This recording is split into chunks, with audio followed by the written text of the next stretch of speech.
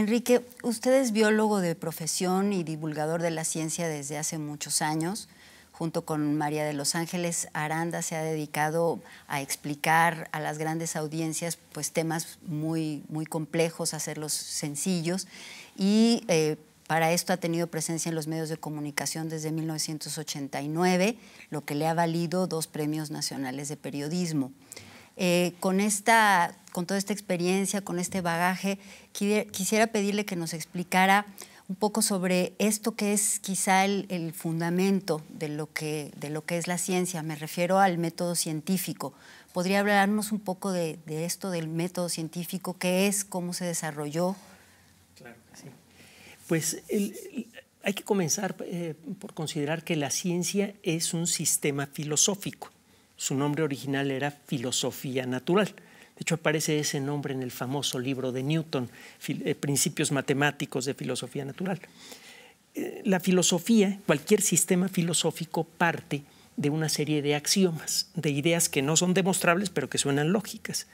En el caso de la ciencia, uno de los axiomas, por ejemplo, es que existe una realidad objetiva cuyas características no dependen de mi percepción o de mis deseos. Es algo que existe independiente de cualquier entidad consciente humana o no. Y esa realidad funciona con reglas de causa y efecto, que en principio son accesibles a nuestro intelecto. Si aceptamos estas ideas, entonces construimos un método para descubrir esas cadenas de causa y efecto. Ese es el método científico. Originalmente no nació de una manera tan formal. La primera persona en aplicarlo en forma práctica fue Galileo, con la ayuda de una mesa, una tablita de madera inclinada, unas pelotitas hechas de distintos materiales y su propio pulso, logró demostrar que los objetos que son atraídos por la gravedad terrestre siempre van acelerando, independientemente de su composición. Con eso le dio la vuelta a cuando menos 2 milenios de pensamiento filosófico que se basaba en otros principios. Se pensaba que los objetos más pesados caían más rápidamente al suelo que los más ligeros. Galileo logró demostrar lo contrario, aplicando un proceso sistemático muy sencillo de razonamiento. Montó un experimento, describió el experimento y lo publicó. En lugar de tener que aceptar su palabra, con la ayuda de este método que él comenzó a practicar, cualquier persona podía construir un aparato similar y convencerse. El método científico entonces es un mecanismo que permite que la naturaleza, por medio de un experimento o una observación, decida qué idea tiene mérito y hasta dónde tiene mérito. ¿Podemos decir entonces que es una forma de pensar, de entender el mundo? Sí, definitivamente. Es una forma de concebir al mundo y de relacionarse con él. Comenzando por los axiomas. Si yo asumo que existe una realidad objetiva que no puede ser afectada por ningún ser consciente y que esa realidad es lógica en el sentido más estricto, que sigue cadenas de causa y efecto, esa forma de concebir el mundo ya tiene incluso una trascendencia que escapa a la simple creación de tecnología.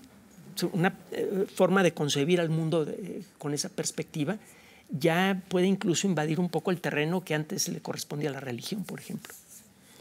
Y en esa medida, ¿cuál es su importancia para el desarrollo de la humanidad? Bueno, hay que considerar que nuestra especie apareció hace quizá unos 300.000 años. Todavía hay muchos jalones de greñas entre los expertos sobre cuánto tiempo tiene la especie humana en la Tierra, pero tenemos más o menos 300.000 años aquí.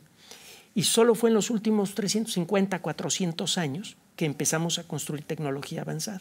Y eso fue consecuencia directa de la aplicación del método científico. El método científico nos reveló aspectos desconocidos de la naturaleza que podíamos utilizar en nuestro beneficio.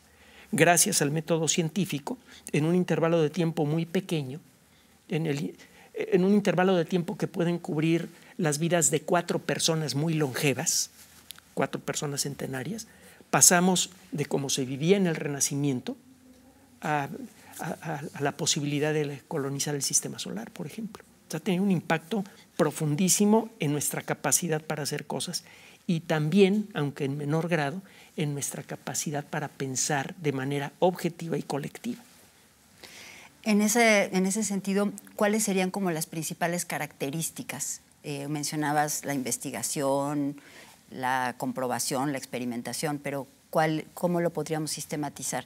Bien, una de las características más interesantes de la ciencia, cuando menos a nivel social, es que es quizá el ambiente en donde se practica mejor la idea de la democracia. En lugar de que la opinión de un experto sea la que cuente, la opinión que importa es la de la naturaleza. En el mundo de la ciencia existe como condición básica de trabajo la independencia de pensamiento y se asume la integridad de las personas que participan en el proceso. Cualquier persona, y no tiene por necesidad que contar con un título profesional, como pasó con Darwin, por ejemplo, que ni siquiera era científico, cualquier persona que presente una idea con un cierto formato, una idea que sea consistente con lo que ya sabemos y una idea que haga predicciones que sean verificables, cualquier persona puede hacer una propuesta a la colectividad. Si la propuesta está razonablemente bien presentada, la colectividad se pone a realizar experimentos o observaciones para ver si la idea es correcta o no. Y eso es lo que a final de cuentas decide si una propuesta, la haga quien la haga, pasa o no, es aceptada o no. Esa metodología de trabajo, esa forma de relacionarse entre las personas que hacen ciencia es única. Yo no conozco ninguna otra actividad social en la sociedad humana que funcione de esa manera, ¿no? Y con todo esto que la ciencia, digamos, ha aportado al desarrollo de la humanidad, ¿cómo nos explicamos que hoy haya todavía quien quiera pensar que la Tierra es plana, que las vacunas hacen daño, que el cambio climático no existe? O sea, ¿cómo podríamos explicar este pensamiento claramente anticientífico? Bueno, probablemente tiene que ver precisamente con nuestra juventud como especie y en particular con nuestra juventud como especie con capacidad tecnológica. En cierto modo, el método científico lo inventamos ayer y ha demostrado su fuerza para descubrir aspectos del funcionamiento de la naturaleza, pero no hemos aprendido a trasladar las virtudes y el método de trabajo de la ciencia a lo que es nuestra vida diaria. Es decir, ¿cuánta gente que cree que las vacunas hacen daño se ha tomado la molestia de buscar en revistas arbitradas cuáles son los datos publicados sobre la aplicación de vacunas a gran escala? ¿Cuánta gente se ha tomado la molestia de seguir la historia aquella de que las vacunas producían autismo y que a la mera hora se cayó porque la persona que lo decía era un mentiroso? Sí, no estamos acostumbrados en nuestra vida diaria a operar con objetividad, no nos lo enseñan en la escuela y muchas veces tampoco lo acabamos de aprender en nuestros hogares. Entonces, como consecuencia de esto, nuestra forma de razonar fuera del ámbito de la ciencia muchas veces es comparable a la forma de razonar colectiva que existía en el Renacimiento. En ese sentido, todavía no hemos salido del Renacimiento, nuestra forma colectiva de actuar ante esos grandes problemas. Y es preocupante porque muchos de esos problemas requieren de un enfoque muy objetivo. Es el caso del calentamiento global antropogénico. Es uno de estos temas que necesita ser examinado y reexaminado con mucho cuidado para distinguir la verdadera causa de los peligros que enfrenta la especie humana. El caso del calentamiento global antropogénico es presentado por niñas, por actores y por políticos. No se encuentra un científico en primera línea hablando del tema. Esa es una de las muchas críticas que se le pueden hacer a este asunto. Otra cosa es que desgraciadamente existen trabajos científicos que cambian mucho la narrativa del calentamiento global antropogénico y no son citados. El calentamiento global antropogénico no considera el problema de la sobrepoblación, que con mucho es mucho más grave que el problema del calentamiento global mismo. Entonces, para temas como estos que son cruciales para mejorar nuestra situación actual y para tener un futuro razonable, necesitamos aplicar esa perspectiva, pero no nos han enseñado a hacerlo. No nos enseñan de manera práctica en la escuela a descubrir colectivamente y de manera objetiva cuál es la realidad sobre cualquier tema. Y cuando estamos además en un contexto en el que hay una gran cantidad de información circulando, alguna de ella no falsa, no comprobada, ¿cuál sería como la actitud que deberíamos tener como ciudadanos desde un punto de vista, digamos, científico, ¿no? En el prólogo de alguno de los libros de Ray Bradbury, tengo que acordarme cuál, hay una frase que también tendré que acordarme de quién, pero que dice: si te dan un papel pautado, escribe del otro lado. Una de las primeras condiciones para hacer trabajo científico es la independencia de pensamiento. El no creer en algo simplemente por la forma en la que me lo presentan o por el nombre de quien me lo presenta. Es decir, el tener una actitud razonablemente escéptica, con ánimo verificador, es algo que no nos enseñan. Eso es lo que necesitaríamos hacer ante la infodemia que fue declarada por la misma Organización Mundial de la Salud al principio de la pandemia de COVID-19.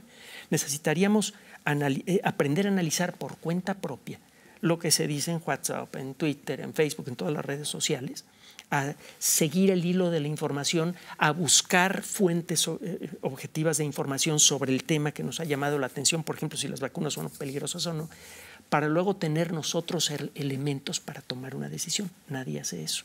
Estamos acostumbrados a tomar como válido cualquier cosa que venga de una pantalla, aunque sea la de un teléfono celular. Estamos acostumbrados a dejarnos llevar por la forma y no por el fondo. Y ese es probablemente uno de los fallos más graves de los sistemas educativos en todo el mundo. Muy bien. ¿Hay algo más que le parezca importante mencionar, digamos, en este contexto? Claro. El siglo XXI es probablemente el más peligroso y el más prometedor en la historia de la sociedad humana. Tenemos un problema ambiental gravísimo que está creciendo todos los días, porque la base de ese problema ambiental no está siendo atacada, que es la sobrepoblación.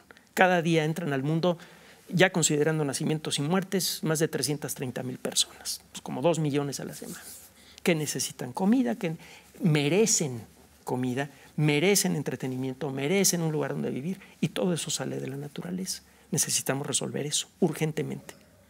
No hay forma de producir alimento suficiente para toda la sociedad humana para el 2050. Necesitamos recurrir a fuentes de tecnología que ahora rechazamos, como los famosos transgénicos. Necesitamos resolver problemas sociales gravísimos, por ejemplo, el enorme desequilibrio social económico que todos conocemos. De no resolver estos problemas en este siglo, va a ser muy difícil, de hecho casi imposible, que la sociedad humana siga operando de manera razonable.